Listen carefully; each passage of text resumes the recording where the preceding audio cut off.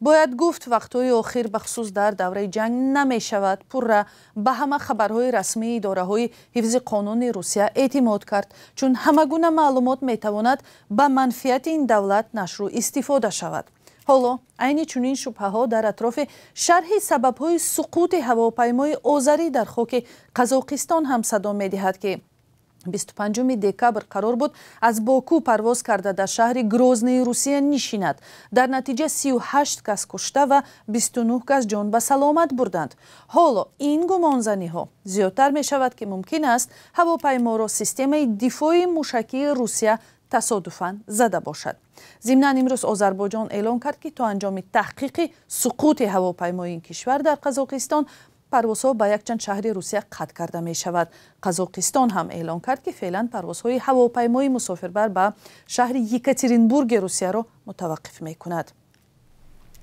همکارم طاهر سفر خبرهای تازه این فلاکت را پیگیری دارد. طاهر سلام، چی تحولات تازه درباره سقوط هواپیما صورت گرفت؟ بله خیرامان، آنگونه که میدونیم هواپیمای مسافربری شرکت ازل و یا آذربایجان ایرلاینز که از باکو به گروزنی به روسیه پرواز میکرد با 67 سرنشین در کنار شهر آقتای قرقیزستان به زمین افتاد و ترک آتش گرفت. بحث و تخمین زنی ها آنگونه که گفتی درباره فلاکت ادامه دارد و بعضی از کارشناسان میگویند سوراخی هایی که در دم هواپیما دیده می شود می تواند آثار حمله سیستم دفاعی موشکی روسیه باشد که هدف آن رفع حمله های پهپادها و یا درون های اوکراین به چچنستان بوده است. یک مقام رسمی آمریکا با شرط ذکر نکردن نامش به خبرگزاری ها گفته است علامت دلیل آن است که سیستم ضد موشکی روسیه هواپیما را زده است ولی او هیچ جزئیات نداده است. دلیل ها از جمله نوارها از داخل هواپیما قبل از سقوط، عکس سوراخ‌ها در دم هواپیما، گفته‌های مسافران اشاره به آن می‌کنند که هنگام تلاش فرود هواپیما در گروزنی به این شهر پهپادها حمله کردند. درباره قوطی سیاه هواپیما که از آن می‌شود به سوال‌ها درباره فلاکت پاسخ یافت، چی اطلاعات تازه هست؟ مقامات چی میگویند؟ حالا معلوم نیست که قوطی سیاه که تمام اطلاعات درباره جریان پرواز را ثبت می‌کند در کدام کشور تحقیق می شود چون جریان تشخیص آن آسان است و نه همه کشورها آن را انجام داده می توانند. اما گل آقا اسلانلی رهبر مساوات یک حزب مخالف دولت در آذربایجان گفته است فلاکت را باید یک کمیسیون بین المللی تحقیق کند. او افزوده است روسیه را به اینجا نباید اجازه داد. اگر قوطی سیاه را برای تحقیق به روسیه برند من به نتیجه آن شبهه خواهم داشت. پایان اقتباس.